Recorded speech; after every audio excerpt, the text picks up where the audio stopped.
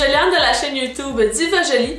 Aujourd'hui, on se retrouve pour un tutoriel coiffure. Je vous apprendrai comment réaliser un chignon tressé à la française. Si vous êtes curieuse de savoir comment réaliser ce type de coiffure, continuez de regarder la vidéo. La première étape, c'est de venir appliquer une mousse sur les cheveux afin de leur donner du volume, de la brillance et assurer la tenue de la coiffure. J'utilise ici la mousse Contrôle Tenue Extra de Très Amis dans la gamme Contrôle Climat. Cette coiffure se réalise encore mieux lorsque les cheveux ne sont pas fraîchement lavés, donc à la deuxième journée. Il existe plusieurs techniques pour réaliser ce type de chignon. Allez-y avec créativité. Vous pouvez le réaliser avec une seule tresse, mais dans mon cas, j'ai décidé d'y aller avec 2 tresses. Pour ce faire, je vais venir séparer ma chevelure en 2 portions. Une première qui est située davantage au niveau de la nuque, donc de la base de la tête, qui va contenir le 1/3 de mes cheveux, et l'autre qui va contenir le 2/3. J'attache le 2/3 en attendant.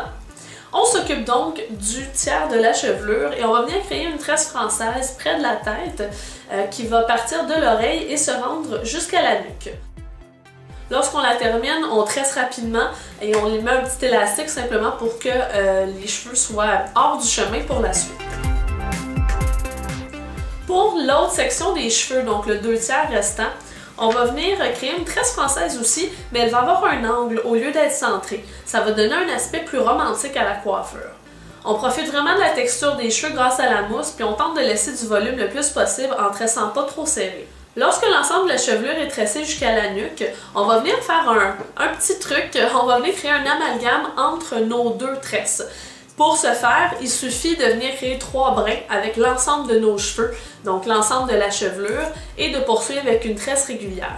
Il suffit de venir attacher à la fin avec un petit élastique. Ça pourrait être un look comme ceci, mais comme notre but est de faire un chignon bas sur la nuque, on va venir créer un vide sous la tresse dans lequel on va insérer la tresse qu'on vient juste d'enrouler. On fixe le tout avec des épingles à cheveux et on finalise la coiffure avec un fixatif.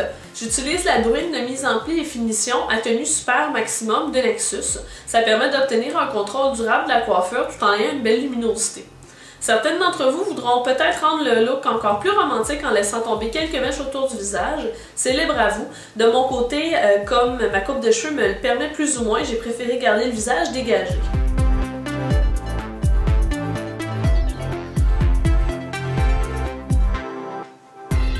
Et voilà, c'est terminé. Bien entendu, la réalisation des tresses françaises demande une certaine dextérité, mais une fois qu'on se pratique et qu'on réussit à maîtriser ces techniques-là, ce chignon-ci est plutôt simple à réaliser. C'est un look qui est romantique et assez mignon.